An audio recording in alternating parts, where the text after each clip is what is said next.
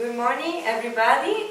I am Ilaria, and she is Agnese, and we are from the press group for this 12th edition of the Ca' Foscari Short Film Festival. And we are very happy to have here Peter Lord, who yesterday made a super interesting masterclass on clay animation. And indeed, in some of his work at the Arman Animation, which is his company. He's the co-founder of this company. And so thank you for being here. So we start with a question on a bit on the general frame of animation, or history of animation, we can say. So animated movies are usually considered to be products for children, and at least maybe in Italy as well, they are not really, they do not receive enough recognition sometimes. And so we wanted to know how it is, how it was at the beginning of your career, and if something changed maybe now, and how do you feel about that?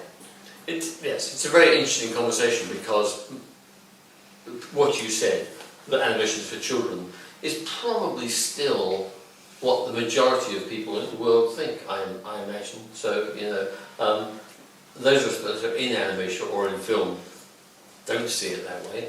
You know, we just see animation as a form of filmmaking, a form of storytelling, and it's a very elaborate form, and it takes a lot of time and effort.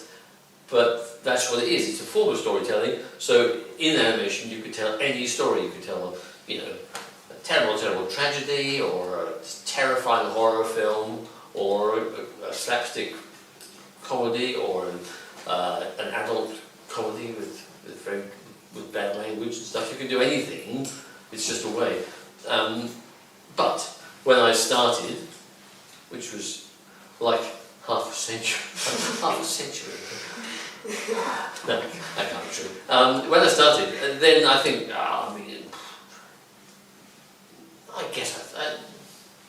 our first work was for children, but that was because that was the only outlet, the only people that were commissioning animation was for children. And personally, because I was interested in animation, I would see things like, there was a film, when I was a teenager, there was a film of the Beatles music called Yellow Submarine, and yeah, that was very, very influential, and that was for a general audience. That wasn't just for kids, that was for people, just for people. And so that was inspiring. And then one day it's interesting. It's interesting. We made a film which was not for children. It was called Down and Out, and it was about a homeless guy trying to get a meal in a hostel for homeless people. So that wasn't kids. That's not kid stuff.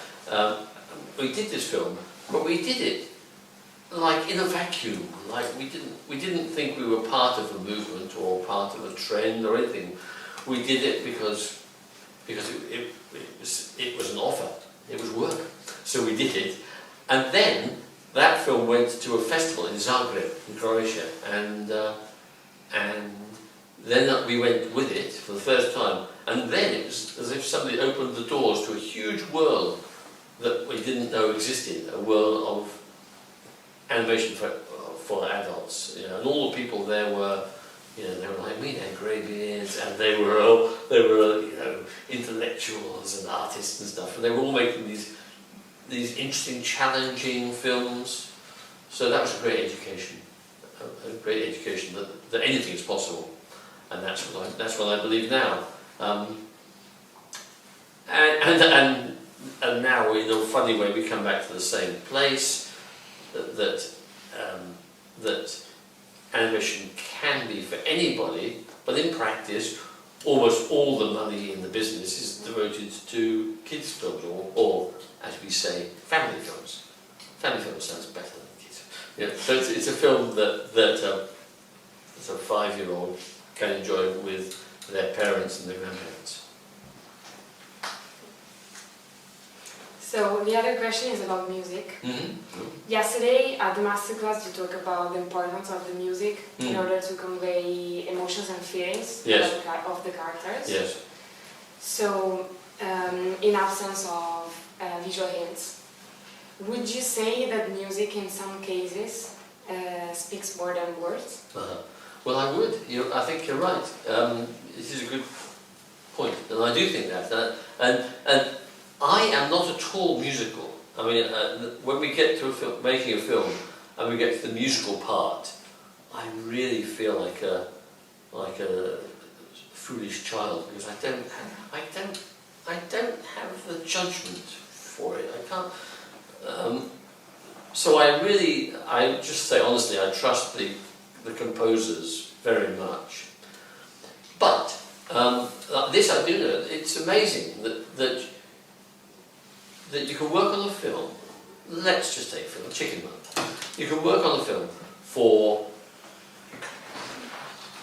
nearly 5 years with a crew of 200 people, working away every hour of the day, work, and you make the film, and then the composer comes in at the end with his or her music and can really change it. I mean, it's amazing. The power of music is prodigious. It's, you could, I guess you could take a classic film that everyone loves and put on a different soundtrack, and you would feel very differently about it.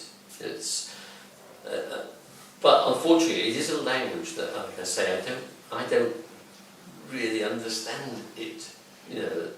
And it's very hard to talk to a composer and say, could you make it a bit more, well, just make it a bit better.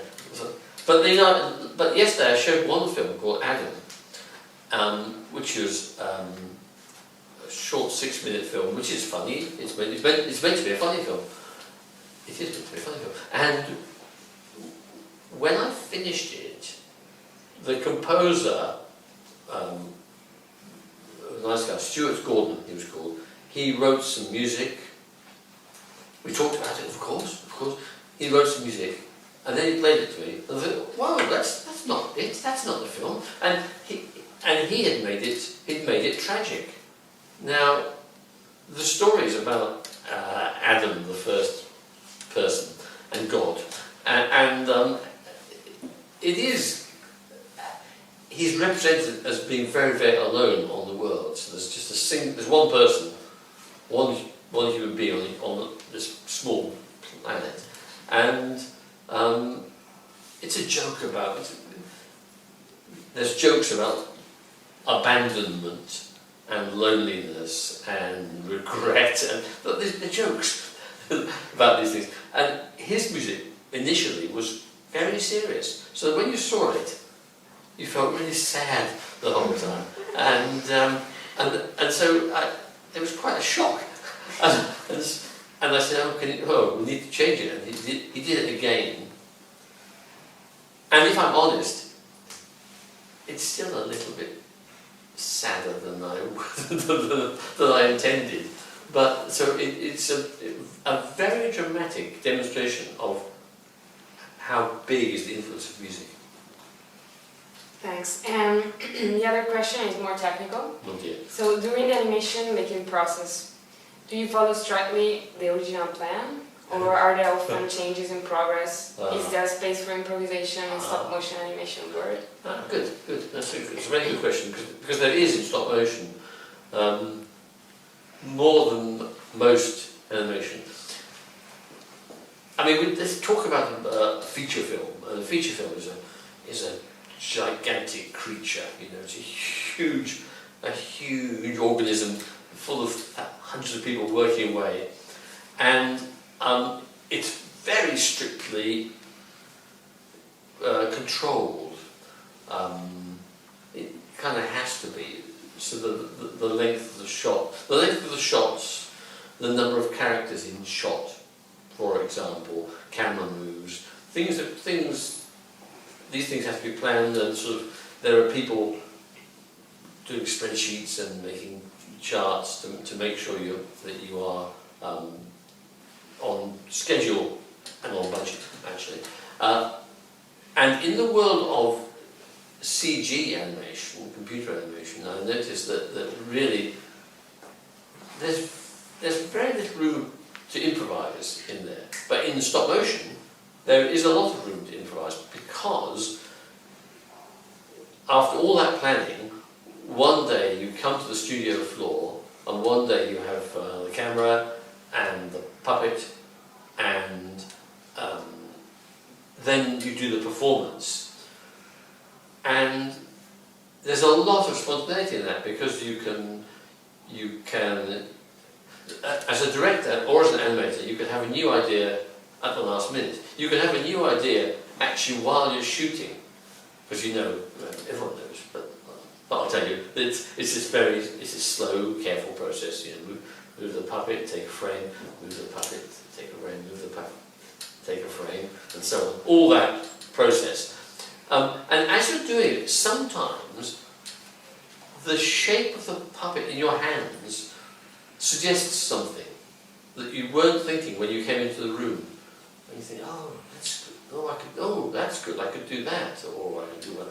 So you really can be spontaneous within limitations. The limitations dictated by the producer, probably, but you can be spontaneous. And if you think, oh, this is too quick, you can. The shot that was meant to be 4 seconds really needs to be 6 seconds. You can change it as you're working. So that's why stop motion is a very interesting business, because I quickly described the physical process, but how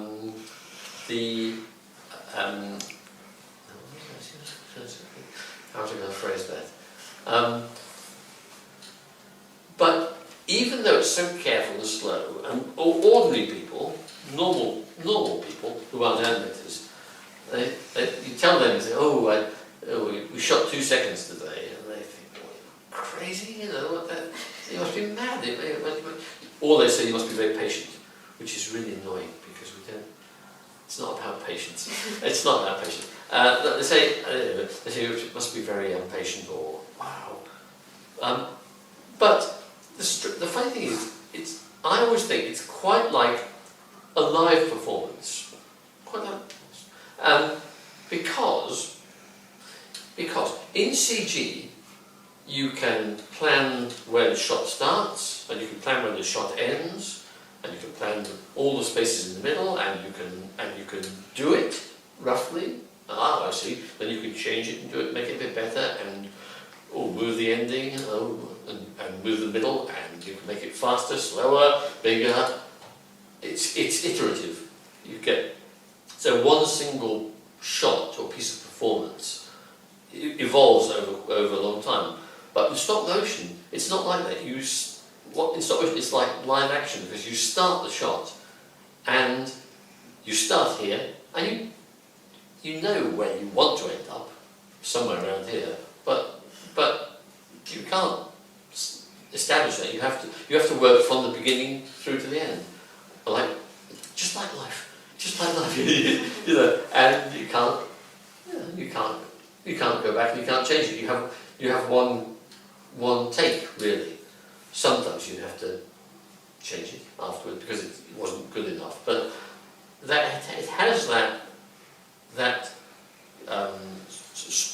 vein of spontaneity, and because it has spontaneity, it has fear, because you don't want to screw it up, you know. And I always think the animators, they have quite a lot of adrenaline in their bodies as they work. They start the shot, and as they work towards the end, they really don't want to get it wrong at the end and mess up all that other work. So. We had a spare question, but I don't know if it's too technical. We wanted to know, as you said before, you started like half a century ago, and in the meanwhile, many things changed in technical things. Technology, in our everyday world, as in clay animation or Yeah. animation in general. Yeah. And maybe we wanted to know if there was a specific new instrument that you found particularly revolutionary in your work. Yes, I mean, so now our production, although we're working with real objects, so three-dimensional objects, but all the production is digital, so it's recorded on digital cameras, you know, and stored on a hard drive. So it's all the information is digitized at a very high level. And there are some great things about it that make life much easier. And perhaps the most dramatic one, I think, is it's now so easy to support your puppet with something made of steel, and you know. So if your puppet jumps in the air, you can put a bloody great piece of steel in the back, which looks terrible, of course, but then digitally you just paint it out, and so that makes it so much easier. So, in the past, I can remember you have to hang the puppet on a piece of fishing line, you know, and just hang from the ski. And as you were trying to take the picture, he would probably turn around in the wind, and you have to wait to get the right place to click. So, you know, and it was very difficult to do that kind of thing. And also, like things that you wouldn't imagine, like often the puppets have, of course, they have arms, and they want to pick something up, but it's too heavy for them. So in the old days, that was really difficult. Whereas now you just put a rig on and it's easy. So that kind of thing on the studio floor is great. It's great. And as a result of digital recording, you shouldn't make any mistakes. In the past, you would make mistakes, and when you're working on film in the old days, make a mistake and you wouldn't even know about it until the next day when you saw the finished film. But because you're now recording it on a screen as you go along, there should be no mistakes, and that's good. But as a result, everyone works very slowly and carefully.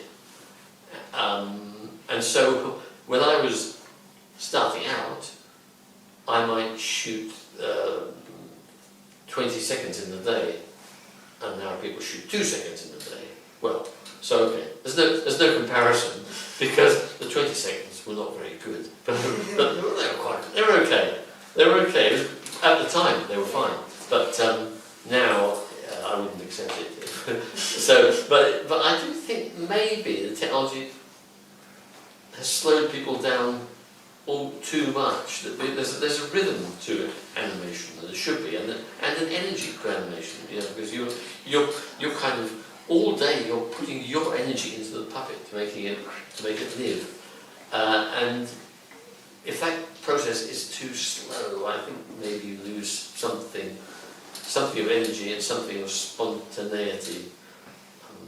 But basically, generally speaking, I love the digital world. The other thing which is great is that the cameras are very small now. The cameras are just the size of an ordinary SLR camera.